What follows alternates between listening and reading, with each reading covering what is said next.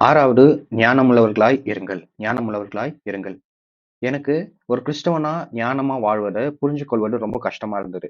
ஏன் அப்டின்னா, நெறைய நேரங்கள்ல நம்ம நல்லா ஜெபம் பண்ணணும், விசுவாசமா இருக்கணும் அப்படின்னு வழிவகுக்கிறதுனால கொஞ்சம் மூளைய யூஸ் பண்ணி ஏதாவது யோசிச்சா, நம்ம சுயமா செயல்படுறோமோ, இல்ல தேவன சார்ந்து இல்லையோ, நம்ம மாம்சீகமா நடக்கிறோமோ அப்படின்னு எனக்கு நெறைய கேள்வி வரும். ஞானமா நடப்பது, ஆலோசனைய கேட்பது அது வந்து என்ன கிடையாது, ஆவிக்குரிய காரியம் கிடையாது அப்படின்லாம் எனக்கு தோணும். அப்போ ஒரு கிறிஸ்தவனா இந்த பூமியில ஏன் ஞானமா வாழ்றோம்? ஞானத்தோட முக்கியத்துவம் என்னது? ஞானம் ஆவிக்குரிய காரியமா? எப்படி ஞானமா வாழ்வது என்பது குறித்து பார்ப்போம். ஏன் ஞானமா வாழணும்? ஞானத்தோட முக்கியத்துவம் என்னது? ஞானம் ஆவிக்குரிய காரியமா? ஞானமாய் வாழ்வது எப்படின்னு சொல்லிட்டு சில உதாரணங்கள பார்ப்போம். இயேசு கிறிஸ்து சொல்றாரு, "ஆடுகளை ஓநாய்களுக்குள்ளே அனுப்புகிறது போல, இதோ நான் உங்களை அனுப்புகிறேன். ஆகையால் சர்ப்பங்களைப் போல வினா உள்ளவர்களாயும், புறாக்களைப் போல கபடற்றவர்களாயும் இருங்கள்." இயேசு கிறிஸ்து சொல்றாரு. என்ன சொல்றாரு? "சர்ப்பங்களைப் போல வினா உள்ளவர்களாயும், wise as serpents, harmless as doves." புறாக்களைப் போல கபடற்றவர்களாயும் இருங்கள். ம். சில விலங்குகளுக்கெல்லாம் ஸ்ட்ரென்த் இருக்கும். சில பலன் இருக்கும். நல்ல கூர்மையான பற்கள், தும்பிக்கை அது மாரி இருக்கு. இப்போ ஒரு ஆடுக்கு வந்து என்ன கிடையாது, தன்னைத்தான் தற்காத்துக் கொள்ள என்ன கிடையாது, பெரிய வலிமை கிடையாது. கடவுள் சொல்றாரு, ஓநாய்களுக்குள்ளே அனுப்புகிறது போல. ஆடுகளே ஓநாய்களுக்குள்ளே அனுப்புகிறது போல. அப்ப இந்த பூமியில வாழ்றோம் அப்படின்னா, அது ரொம்ப இளைப்பாறுதலான இடம், ரொம்ப சமாதானமான இடம் கிடையாது. இயேசு கிறிஸ்துவே சொல்றாருன்னா கொஞ்சம் நல்லா கவனிக்கணும். நம்ம உலகத்துல வாழ்றோம் அப்படின்னா, கஷ்டம் இருக்கு, கண்ணீர் இருக்கு, இல்லாமை இருக்கு. ரொம்ப ஒரு அ டேஞ்சரான ஒரு இடம். உஷாரா இருக்க வேண்டிய ஒரு இடம். அப்ப இங்க எப்படி இருக்கணும்? வினா உள்ளவர்களாய், உஷாரா ஞானம் உள்ளவர்களாய் இருக்க வேண்டும். புறாக்களைப் போல கபடு இல்லாதவர்களாய் இருக்க வேண்டும். அப்போ ஏன் ஞானமா இருக்கணும்? இயேசு கிறிஸ்துவே சொல்ட்டாரு. இந்த வசனம் சொல்ற ஞானமே முக்கியம். ஞானத்தை சம்பாதி. எதை சம்பாதித்தாலும் புத்தியை சம்பாதித்துக் கொள். ஞானமே முக்கியம். புத்தியை சம்பாதித்துக் கொள். இந்த வசனம் சொல்றது, விவேகி ஆபத்தைக் கண்டு மறைந்து கொள்கிறான். பேதைகளோ நெடுகப் போய் தண்டிக்கப்படுகிறார்கள். விவேகி என்ன பண்றான்? ஆபத்தைக் கண்டு மறைந்து கொள்கிறான். பேதைகளோ நெடுகப் போய் தண்டிக்கப்படுகிறார்கள். இப்ப இந்த வசனம்லாம் என்ன சொல்லுது? ஞானமே முக்கியம். புத்தியை சம்பாதித்துக் கொள். ஞானமுள்ளவர்களாய் இருங்கள். விவேகி ஆபத்தைக் கண்டு மறைந்து கொள்கிறான் அப்படிதான் நம்ம வாசிக்கிறோம். 2வது கேள்வி, ஞானம் வந்து ஆவிக்குரிய காரியமா? இந்த வசனம் சொல்லுது, கர்த்தருக்கு பயப்படுதலே ஞானத்தின் ஆரம்பம். அப்ப கர்த்தருக்கு பயப்படுதலும் ஆவிக்குரிய காரியமும் ஞானமும் வேற வேற கிடையாது. கடவுளும் ஞானமும் எதிர்த்து நிற்கல. கர்த்தருக்கு பயப்படுதலே ஞானத்தின் ஆரம்பம். உங்களில் ஒருவன் ஞானத்தில் குறைவுள்ளவனாய் இருந்தால் யாவருக்கும் சம்பூர்ணமாய் கொடுக்கிறவரும் ஒருவரையும் கடிந்து கொள்ளாதவருமாகிய தேவனிடத்தில் கேட்க கடவன், அப்பொழுது அவனுக்கு கொடுக்கப்படும். அப்போ வேதமே நமக்கு போதிக்கிறது, ஞானம் குறைவா இருந்துச்சுன்னா தேவன் கிட்ட கேட்கணும். தேவன் தான் ஞானத்தை தரார். அப்போ ஞானமா நடப்பது வந்து ஆவிக்குரிய காரியம் இல்ல கிடையாது. கடவுளுக்கு பயப்படுதல் தான் ஞானத்துடைய ஆரம்பமும். இப்போ பைபிளும் ஞானமும் வேற வேற கிடையாது. பைபிளும் ஞானமும் எதிர்த்து சண்டை போட்டுக்கல. கர்த்தருக்கு பயப்படுதலே ஞானத்தின் ஆரம்பம். ஞானம் ரொம்ப ரொம்ப முக்கியம். ஞானமே முக்கியம் அப்படின்னு வேத வசனம் போதிக்கிறது. இயேசு கிறிஸ்து சொல்றாரு, சர்ப்பங்களைப் போல வினா உள்ளவர்களாய் இருங்கள். இன்னொரு காரியத்தை நான் உங்களுக்கு சொல்லணும்னு ஆசைப்படுறேன். அது என்ன அப்படின்னா, பைபிள் படிக்கும்போது எனக்கு சில சில ஒரு விஷயத்த ரொம்ப புரிஞ்சுக்கவே முடியல. அது அது என்னால சம்மந்தப்படுத்திக்கவே முடியல. என்ன அப்படின்னா, கடவுள் என்ன பண்றாரு? செங்கடல 2ஆ பிளக்குறாரு. இஸ்ரவேல் ஜனங்களுக்கு முன்னாடி நெறைய அற்புதத்த, பயங்கரமான அற்புதத்த செய்றார். கன்மலையில பிளந்து தண்ணீர் தரார். வேதவசனம் சொல்லுது, கர்த்தர் யோசேப்போடு இருந்தார், அவன் காரிய சித்தி உள்ளவனானார். என்ன சொல்ல வரேன்? கடவுள் பெரிய பெரிய அற்புதத்த செய்றாரு. நொடி பொழுதுல இல்ல வந்து இயற்கைக்கு பட்ட விதத்துல ஹியூமன் இன்டர்வென்ஷன் இல்லாம மனுஷகமா எதுவும் செயல்படாம கடவுளே செயல்படுறாரு. தேவனை நோக்கி பார்க்குறாங்க, விடுதலை தராங்க, தேவனை நோக்கி பார்க்குறாங்க. தேவன் அவருடைய கிருபையினால அவருடைய வல்லமை மகத்துவத்த வெளிப்படுத்துறத பார்க்க முடியும். ஆனா ஒரு இடத்துல எப்படி இருக்கு? கடவுள் அற்புதம் செய்றாரு. இன்னொரு இடத்துல ஒழுக்கமா இருக்கிறாங்க. ஒரு இடத்துல ஜெபம் பண்றாங்க. ம். என்ன பண்றாங்க? கடவுள் இன்ஸ்டன்ட்டா இயற்கைக்கு அப்பாற்பட்ட விதத்துல என்ன பண்றாரு? தண்ணீர் தராரு. இன்னொரு இடத்துல பவுல் சொல்றாரு, இரவும் பகலும் பிரயாசத்தோடும், வருத்தத்தோடும் வேலை செய்து சாப்பிட்டு என்னால இத புரிஞ்சுக்கவே முடியல. கடவுள் எப்படி நடத்துறாரு அப்போ? இயற்கைக்கு அப்பாற்பட்ட விதத்துல நடத்துறாரா? அற்புதத்த அடிச்சுட்டு எதிர்பார்த்து வாழணுமா? இல்ல நம்ம சுயமா செய்ற மாரி வேலை செய்யணும்? நெறைய இதுக்கு ஒரு பிளவு மாரி இருக்கு. ஒரு டிஸ்கனெக்ட் இருக்கு. ஒரு இடத்துல கடவுள் கிருபையா இருக்கிறாரு, இரக்கமா இருக்கிறாரு, மன்னிக்கிறாரு. இன்னொரு இடத்துல ஒழுக்கமா இருக்கணும், பரிசுத்தமா வாழணும், அன்பா இருக்கணும். அப்படிலாம் பார்க்கிறோம். அது என்னால புரிஞ்சு கொள்ளவே முடியல. 2மே வேற வேற மாரி இருக்கு. என்னன்னா, இது இத இணைக்கிறது என்ன அப்படின்னா ஞானம். ஏன் அப்படி சொல்றேன் அப்படின்னா, பழைய ஏற்பாட்டுல யூதர்கள் வந்து 3 விஷயத்த நம்புனாங்க. தேவனுடைய சித்தத்தை அறிந்து கொள்ள என்ன பண்ணணும்? இல்ல தேவனுடைய சித்தத்தை அறிந்து பூமியில வெற்றிகரமா வாழணும்னா என்ன பண்ணணும்? தேவனுடைய சித்தத்தை அறிந்து கொள்வதற்கு என்ன பண்ணணும்? பூமிய வெற்றிகரமா வாழ்றதுக்கு என்ன பண்ணணும்னா 3 காரியத்த சொல்றாங்க. 1 ஆசாரியனிடத்தில் வேதமும். ஞானிகள் இடத்தில் ஆலோசனையும் தீர்க்கதரிசனிடத்தில் வசனமும் ஒழிந்து போவதில்லை அப்படி சொல்றாங்க. அப்ப என்ன பண்றாங்க? யூதர்கள் பழைய ஏற்பாட்டுல 3 விஷயத்த தேவன்கிட்ட வருவது, தேவனுடைய சித்தத்தை அறிந்து கொள்வதற்கு 3 விஷயத்த சொல்றாங்க. ஆசாரியனிடத்தில் வேதமும், ஞானிகளிடத்திலே ஆலோசனையும், தீர்க்கதரிசனிடத்தில் வசனமும். நம்ம கிறிஸ்தவர்களா இருக்கிறோம். நிறைய சமயத்துல வேதத்தை பற்றி தேவனுடைய சித்தத்தை அறிந்து கொள்றோம். அதன்படி வாழ முயற்சி செய்றோம். தீர்க்கதரிசி கிட்டக்கு போலாம். அவங்க கிட்ட என்ன பண்றோம்? தேவனுடைய சித்தத்தை அறிந்து கொண்டு வாழ முயற்சி செய்றோம். மறக்கப்பட்ட விஷயம், இல்ல பெரிதாய் பார்க்கப்படாத விஷயம் என்ன அப்படின்னா, ஞானிகளிடத்திலே ஆலோசனையும். ரொம்ப முக்கியம். வேதம் வேதம் வந்து என்னது ரெவலேஷன் சொல்றாங்க. தேவன் தன்னை வெளிப்படுத்தி இருக்கிறார். தன்னுடைய சித்தம் என்ன அப்படின்னு மனிதர்கிட்ட வெளிப்படுத்தி இருக்கிறார். கடவுளை அறிஞ்சுக்க நம்ம என்னத்தான் முயற்சி செஞ்சாலும், அவர் வந்து வெளிப்படுத்தலைன்னா அவர் அறிஞ்சு கொள்ள முடியாது. அதுதான் வேதம். ரெவலேஷன் சொல்றாங்க. ஞானிகளிடத்தில் ஆலோசனை. ஞானிகள் வந்து வேதத்தை படிக்கல. ஞானிகள் என்ன பண்றாங்க? உலகத்தை படிக்கிறாங்க. நேச்சுரல் வேர்ல்டு இருக்குல்ல, நேச்சுரல் வேர்ல்ட படிச்சு எப்படி வாழ்ந்தா பூமி எப்படி வேலை செய்யுது அப்படி படிச்சு அவங்க கிட்ட நம்ம ஆலோசனை கேட்டா பூமியில என்ன பண்ணலாம்? சக்சஸ்ஃபுல்லா வாழலாம். அப்ப அது அநேக சமயத்துல அத புரிஞ்சு கொள்ள முடியல. ஆனா அது முக்கியம். அது தேவன் கிட்ட இருந்து வர்றது தான். அப்போ சில சமயத்துல all truth is God's truth அப்படிலாம் சொல்றாங்க. என்ன சொல்ல வரேன்? அற்புதங்கள், அதிசயங்கள் நடக்குது. கடவுள் இரக்கமா இருக்கிறார், மன்னிக்கிறார். இன்னொரு பக்கத்துல வேலை செஞ்சு சாப்பிடுறாங்க, ஒழுக்கமா இருக்கிறாங்க, பரிசுத்தமா வாழ்றாங்க, இச்சை அடக்கமா இருக்கிறாங்க, ஜெபம் பண்றாங்க, வேதம் வாசிக்கிறாங்க, ஒழுங்கா இருக்கிறாங்க. 2மே வேற வேற மாரி தெரியுது. ஏன் அப்டின்னா, நம்ம ஒண்ண புரிஞ்சுக்கொள்ள என்ன புரிஞ்சுக்கொள்ள அப்டின்னா, ஞானமாய் நடப்பது. பூமி எப்படி செயல்படுவது என்று அறிந்து வாழ்வது தேவன்கிட்ட இருந்து வருகிற ஒன்று. தேவனுடைய சித்தத்தை அறிவதற்கு ஞானத்தை நம்ம உபயோகப்படுத்த வேண்டும். அததான் நம்ம இந்த வசனத்துல பார்க்கிறோம். எரேமியா 18:18. இப்போ இன்னொரு காரியத்த பார்க்க போறோம். ஞானத்தோட முக்கியத்துவம் என்னது? ஏன் ஞானம் முக்கியம்? இந்த காலத்துல நம்ம குடியரசுல வாழ்றோம்ல, மக்களாட்சி சொல்றோம். இப்ப என்ன இருக்கு? Law and order. Law and order. Law and ஆர்டர்னா என்னது? லா அண்ட் ஆர்டர் அப்படின்னா என்ன பண்றாங்க? சட்டம் இருக்கு, சட்டமன்றம் இருக்கு, அ சட்ட வல்லுநர் இருக்காங்க. எல்லாம் என்ன பண்றாங்க? லா வந்து என்ன பண்றாங்க? லா இருக்கு. லா மூலமா என்ன பண்றாங்க? ஒழுங்கு கிரியேட் பண்றாங்க. லா அண்ட் ஆர்டர்னா என்னது? லா is the means to bring order. சட்டம் ஒழுங்கு சொல்றாங்க. சட்டத்தின் மூலமாக ஒழுங்கு கொண்டு வர்றாங்க. இப்ப உதாரணத்துக்கு டிராஃபிக் ரூல்ஸ் எடுத்துக்கலாம். டிராஃபிக் ரூல்ஸ் வந்து என்ன பண்ணுது? ரெட்னா நிக்கணும், கிரீன்னா போணும் அப்படி இருக்கு. அப்போ ரெட் இருக்கும்போது எல்லாம் போனா என்ன ஆகும்? எல்லாம் ஒருத்தர் அடிச்சுப்போம், குழப்பம் வந்துரும். இப்போ ரூல்ஸ ஃபாலோ பண்ணலன்னா என்ன ஆகும்? குழப்பம் வரும். ரூல்ஸே இல்லனாலும் அவங்கவங்க இஷ்டத்துக்கு செய்வாங்க. அவங்களே ரூல்ஸ் கிரியேட் பண்ணிக்கிட்டு என்ன ஆகும்? குழப்பம் தான் வரும். அதனால தான் சொல்றாங்க லா அண்ட் ஆர்டர். சட்டத்தின் மூலமாக ஒழுங்கு கொண்டு வராங்க. இது வந்து ஒரு உதாரணம். டிராஃபிக் ரூல்ஸ் வந்து ஒரு உதாரணம். அது மாரி நெறைய என்ன இருக்கு? ரூல்ஸ் இருக்கு. நெறைய லாஸ் இருக்கு. இப்போ இந்த காலத்துல எப்படி லா இருக்கோ, என்ன சொல்றாங்க, இந்த லா வந்து நம்ம பார்க்குற இது மாரி லா வந்து 200லேருந்து 300 வருஷத்துக்கு முன்னாடி தான் இது மாரிலாம் இருந்ததாம். Law and order. இதுக்கு முன்னாடிலாம் என்ன இருந்தது அப்டின்னா, ஞானம் தான் இருந்தது. ஞானம் தான் தனிப்பட்ட மனிதனுடைய வாழ்க்கைக்கும், ஒரு நாட்டுக்கும் ஒழுங்கு கொண்டு வந்தது. அந்த காலத்துல வாழ்ந்த நியாயாதிபதிகள், ராஜாக்கள்லாம் எது மூலமாக ஒழுங்கு கொண்டு வந்தாங்க ஒரு நாட்டுக்கு? ஞானத்தின் மூலமாக. ஜஸ்டிஸ் வந்து ஞானத்தின் மூலமாக கொண்டு வந்தாங்க.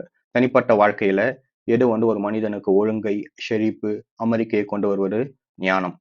ஒரு நாட்ட ஒழுங்கும், அமைதியான பூங்கா சொல்றேன். அமைதியான பூங்கா, ஒரு இளைப்பாறுதல், சந்தோஷம், செழிப்பை எடுத்தல் அப்படின்னா ஞானம். ஞானிகளிடத்திலே ஆலோசனை கேட்பது. ஞானமாய் வாழ்வது. யோசிச்சு பாருங்க, ஞானமா இல்ல.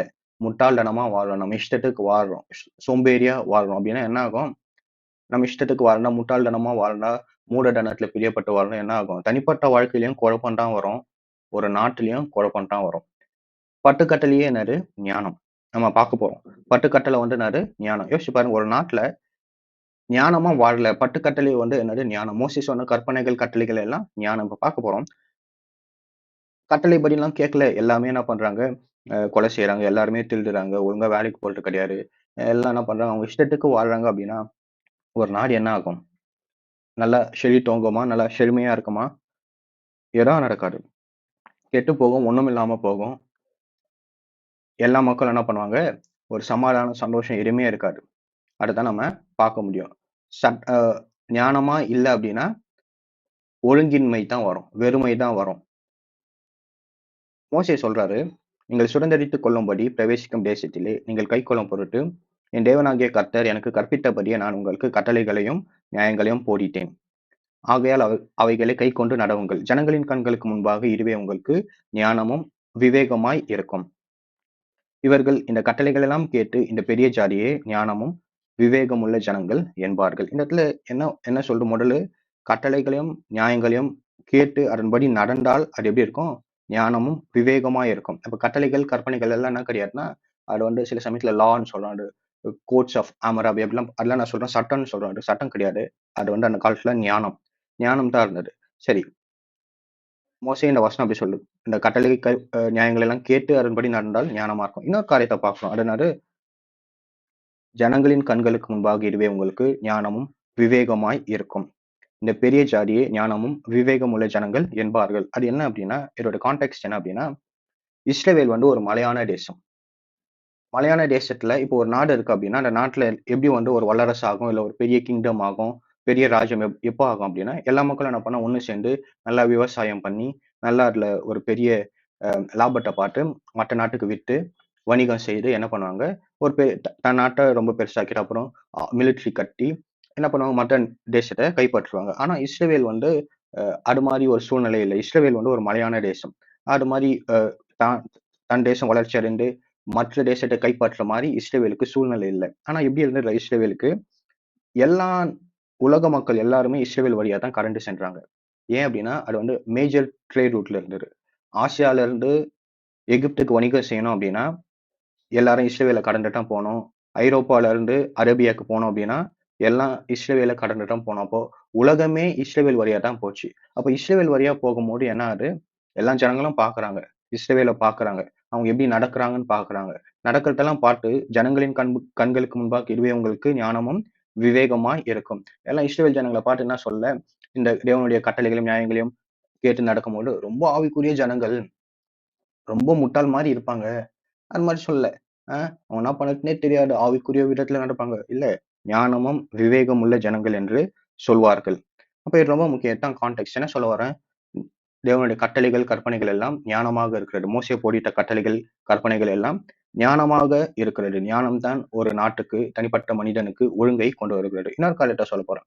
எப்படி மோசேனுடைய வார்த்தைகள் எல்லாம் ஞானமா இருந்ததோ, இயேசு கிறிஸ்து சொல்றாரு, நான் சொல்லிய இந்த வார்த்தைகளை கேட்டு இவைகளின்படி செய்கிறவன் எவனோ அவனை கன்மலையின் மேல் தன் வீட்டை கட்டின புத்தியுள்ள மனுஷனுக்கு ஒப்பிடுவேன். தேவனுடைய இயேசு கிறிஸ்து வார்த்தையெல்லாம் கேட்டு அதன்படி நடந்தா நீங்க எப்படி இருக்கிறீங்க? புத்தி உள்ள மனிதர்களா இருக்கிறீங்க. Wise man. என்ன சொல்ல வரேன் அப்போ? ஞானம். 3 காரியத்த பார்த்தோம். ஏன் ஞானமா இருக்கணும்? இயேசு கிறிஸ்துவே சொல்றாரு. நிறைய வசனங்கள் ஞானத்தை முக்கியம் என்று நமக்கு காண்பிக்கிறது. ஞானமாய் நடப்பது ஆவிக்குரிய காரியம். கர்த்தருக்கு பயப்படுதல் ஞானத்தின் ஆரம்பம் என்று பார்த்தோம். ஞானம் தான் தனிப்பட்ட மனிதனுக்கும், ஒரு நாட்டுக்குமே ஒழுங்கை கொண்டு வருகிறது என்று பார்த்தோம். மோசே சொன்ன கட்டளைகளும், நியாயங்களும் ஞானம். இயேசு கிறிஸ்து போதித்த வார்த்தைகள் எல்லாம் ஞானமாக இருக்கிறது என்று பார்த்தோம். இப்போ இந்த வசனம் சொல்லுது, மகா ஞானம் உள்ளவைகள். பூமியில சிறியவைகளா இருந்தோம். இப்ப எப்படி நம்ம ஒரு உதாரணத்த பார்க்க போறோம். எப்படி நம்ம பூமியில ஞானமா வாழ்றது அப்படின்னு ஒரு உதாரணத்த பார்க்க போறோம். மகா ஞானம் உள்ளவைகள் 4 உண்டு. சரி, அவங்க கிட்ட கத்துக்கலாம். என்ன யாரு ஃபர்ஸ்ட்? அற்பமான ஜந்துவாய் என்றும் கோடை காலத்திலே தங்கள் ஆகாரத்தை சம்பாதிக்கிற எறும்பு. எறும்பு என்ன பண்ணுது? ஒரு நாள பாக்குது. என்ன ஆகுது? மழை பெஞ்சா எல்லாம் குடும்பமா அடிச்சுன்னு போயிடும் சொல்லிட்டு என்ன பண்ணுது? கோடை காலத்திலேயே ஆகாரத்தை சம்பாதிக்கிறது. ஞானம் அப்படின்னா ஒரு முக்கியமான காரியம் என்னது? எதிர்காலத்தை கண்டு இப்பொழுது செயல்படுவது. ரொம்ப முக்கியம். ஞானம்னா ஒரு முக்கியமான கருத்து என்னது? எதிர்காலத்தை கண்டு இப்பொழுது செயல்படுவது. அ ஒரு காலத்துல உங்களுக்கு பலம் இல்லாமல் போகும். ஒரு காலத்துல உங்களால் செயல்பட முடியாது. இப்பொழுதே செயல்பட வேண்டும். ஒரு காலத்துல நம்ம என்னத்தான் நினைச்சாலும் செய்ய முடியாது. இப்பொழுதே நம்ம ஆபத்தை கண்டு, நம்ம எதிர்காலத்தை கண்டு இப்பொழுது செயல்பட வேண்டும். அற்பமான ஜந்து தான் கோடை காலத்திலே தங்கள் ஆகாரத்தை சம்பாதிக்கிற எறும்பு. எதிர்காலத்தை பார்த்து இப்பொழுது செயல்பட வேண்டும். இப்பொழுது சேர்த்து வைக்க வேண்டும். ரொம்ப முக்கியம். இப்ப நீங்க வாலிபரா இருக்கலாம். இப்பதான் பலன் இருக்கும். இப்போ ஜாலியா இருக்கிறது கிடையாது. ஒரு காலத்துல நீங்க நினைச்சாலும் ரொம்ப கஷ்டமா இருக்கும். இப்பொழுது தான் பலன் இருக்கு. இப்பதான் செயல்படுகிற நேரம். இப்பொழுது ஆகாரத்தை சேர்க்க வேண்டும். ஆபத்தை முன்னாடியே பார்க்க வேண்டும். சத்துவமற்ற ஜந்துவாய் என்றும் தங்கள் வீட்டை கன்மலையிலே தோண்டி வைக்கும் குழிமூசலும். இது குழிமூசல். இது என்ன? இதுக்கு வந்து பலன் இல்ல. இதுக்கு வந்து தன்னைத்தான் தற்காத்துக் கொள்ள என்ன கிடையாது. நல்ல கூர்மையான பற்கள் இல்ல, நகம் இல்ல, அது மாரி இல்ல. இது என்ன பண்ணா, தன்னுடைய பலவீனத்தை அறிந்து செல்ஃப் அவேர்னஸ் சொல்றாங்கல்ல, தன்னுடைய பலவீனத்தை அறிந்து கன்மலையிலே வீட்டை கட்டி வைக்கிறது. அப்போ என்ன பண்ணணும்? உங்களுடைய பலவீனத்தை நீங்க அறிந்து கொள்ள வேண்டும். என்னால என்ன செய்ய முடியும்? என்னால என்ன செய்ய முடியாது? என்பதை நீங்க அறிந்து அதற்கான பதிலை தேட வேண்டும். நல்ல டாக்டர் தெரிஞ்சு வச்சுக்கணும். ஏன்னா, மனிதர்களா இருக்கணும் அப்படின்னா, உடம்பு சரியில்லாம போகும். வக்கீல் தெரிஞ்சு வச்சுக்கணும். இல்ல நம்ம என்ன பண்ணணும்? தெரிஞ்சு வச்சுக்கணும். நல்ல ஆட்கள நமக்கு தெரிஞ்சு வச்சுக்கணும். இல்ல வாழ முடியாது இந்த பூமியில. நம்மளுடைய பலவீனம் என்னன்னு தெரியணும். உலகம் எப்படி செயல்படுதுன்னு தெரியணும். பலவீனத்தை அறிந்து அதற்கான பதிலை தேட வேண்டும். ரொம்ப ரொம்ப முக்கியம். 3வது ராஜா இல்லாதலிடம் பவுஞ்சு பவுஞ்சாய் புறப்படுகிற வெட்டுக்கிளிகளும். வெட்டுக்கிளிக்கு என்ன கிடையாதுன்னா, பார்க்கக்கூடிய ஒரு ரூலர் இல்ல. ஒரு ராஜா இல்ல. விசிபிள் கிங் யாரும் இல்ல. யாரும் "இது செய், அது செய்" என்ன பண்ணல. வெட்டுக்கிளிக்கு சொல்லல. வெட்டுக்கிளி என்ன பண்ணுமா, என்ன சொல்றாங்க, அதுக்கு பறவைகள் மாரி ரெக்க இல்லையாம் பறக்கறதுக்கு. அது என்ன பண்ணுமா, காற்று வீசுகிற திசையை நோக்கி அது காத்துக் கொண்டு இருக்குமாம் கரெக்ட்டா. காத்து வரும்போது என்ன பண்ணுமா, எல்லாம் என்ன பண்ணாங்கன்னா, அ எகிறி குதிச்சு ரெக்கைய அடிக்கும்போது, காற்று என்ன பண்ணுமா, ஒரு இடத்துல இருந்து இன்னொரு இடத்துக்கு வெட்டுக்கிளிய வந்து கொண்டு செல்லும் அப்படிலாம் சொல்றாங்க. அப்ப என்ன சொல்ல வராங்க, யாரும் ஆப்பர்ச்சுனிட்டிக்காக நீங்க ரெடியா இருக்கணும். ஆப்பர்ச்சுனிட்டி வந்த பிறகு ரெடி ஆக முடியாது. முன்னாடியே வாய்ப்புகளுக்காக நம்ம காத்திருக்க வேண்டும். ஆயத்தமாக இருக்க வேண்டும். வாய்ப்புகள் வந்த அதுக்கப்புறம் ரெடி ஆவுறதுன்னா கிடையாது. உலகம் அப்படி செயல்படுறது கிடையாது. உலகம் எப்படி செயல்படுறது நம்ம புரிஞ்சு செயல்பட வேண்டும். யாரும் உங்களுக்கு இது செய், அது செய் சொல்லக்கூடாது. வெட்டுக்கிளியே என்ன பண்ணுது, யாரும் அதுக்கு இது செய், அது செய் சொல்லல. உலகம் எப்படி இருக்கு அப்படின்னு நம்ம அறிஞ்சு, புரிஞ்சு நம்ம செயல்பட வேண்டும். யாரும் நமக்கு சொல்ற மாரி வச்சுக்க கூடாது. நம்ம வேலைய நம்ம செய்யணும். முக்கியமா வாய்ப்புகளுக்காக காத்திருக்க வேண்டும். ஆயத்தமாக இருக்க வேண்டும். 4வது ஒருத்தர விட்டு பார்க்கிறோம். 4வது ஒண்ணு என்ன சொல்லுது, "தன் கைகளினால் வலையை பின்னி, அரசர் அரண்மனையில் இருக்கிற சிலந்தி பூச்சிமே." ஆனா என்ன சொல்றாங்க கரெக்ட்டா அது என்ன அப்படின்னா, சிலந்தி பூச்சி கிடையாதாம். அது வந்து ஒரு பல்லியாம். பல்லி என்ன பண்ணுது, மத்த விலங்குக்கும் இதுக்கும் ஒரு ஒரு வித்தியாசம் என்னன்னா, பல்லி ராஜாவுடைய அரண்மனையில இருக்கு. ஏன் ராஜாவுடைய அரண்மனையில இருக்கு அப்படின்னா, பல்லி என்ன பண்ணுதுன்னா, ஏதாவது ஒரு உபயோகமா இருக்கு. ஏதோ பூச்ச சாப்பிடுது, ஏதோ பண்ணுது. ம். இப்ப இந்த பூமியில நம்ம இருக்கிறோம் அப்படின்னா, நீங்க ராஜா கிட்ட கூட முடியும். எப்போ அப்படின்னா, ஏதாவது பிரயோஜனமா இருக்க வேண்டும். எப்படி இருக்கணும்? ஏதாவது புரோ புரோஜனமாக, உபயோகமா இருக்கணும். ஒரு ரூம்க்குள்ள நீங்க வந்துட்டீங்க அப்படின்னா, அவன் வந்துட்டான் இது செஞ்சுருவான். அவனால செஞ்ச முடியும். அப்பாடி வந்துட்டான். அ நம்ம வந்து ஒரு ஹெல்ப்ஃபுல்லா இருக்கணும். நம்ம உபயோகமா இருக்கணும். மத்தவங்களுக்கு அ உபயோகமா இருக்கணும். ஒரு உதவியாக இருக்க வேண்டும். இப்ப 4 காரியத்த 4 ஞானமான ஜந்துவ பார்த்தோம். மகா ஞானம் உள்ளவைகள். முன்னாடியே பார்க்கணும். ஃபியூச்சர பார்த்து இப்போ செயல்பட வேண்டும். எதிர்காலத்தை பார்த்து இப்போ செயல்பட வேண்டும். இப்பதான் எனக்கு பலன் இருக்கு. ஒரு காலத்துல பலன் இருக்காது. ஒரு காலத்துல செயல்பட முடியாது என்பத பார்த்தோம். இப்பதான் சேர்த்து வைக்க முடியும். குழி மூசல பார்த்தோம். சத்துவம் இல்ல தான். ஆனா வீட்ட எங்க கட்டி வைக்குது? கன்மலையில கட்டி வைக்கிறது. ம். நம்மளுடைய பலவீனங்களை அறியணும். நம்மளுடைய பலத்த அறியணும். பலவீனத்துக்கு நம்ம என்ன பண்ணணும்? அத காம்பன்சேட் பண்ண முயற்சி செய்யணும். பலவீனம் தான் எனக்கு இது இருக்கு. என்ன பண்ணறது தெரியல. அதுக்கு ஆல்டர்னேட்டிவ் தேடணும். இதுக்கு என்ன பண்ணறது? பதில தேடி அதற்காக நம்ம செயல்பட வேண்டும். ராஜா இல்லாத இன்னும் பவுஞ்சு பவுஞ்சாய் புறப்படுகிற வெட்டுக்கிளிகளும். யாரும் நமக்கு சொல்லக்கூடாது. நம்ம வாய்ப்புகளுக்காக ஆயத்தமாக இருக்க வேண்டும். பல்லி என்ன பண்ணுது? ராஜா அரண்மனையிலேயே இருக்கு. ஏன்? ஏதாவது உபயோகமா இருக்கிறது. நாமும் உபயோகமாக இருக்க வேண்டும். ஞானம் உள்ளவர்களாய் இருங்கள்.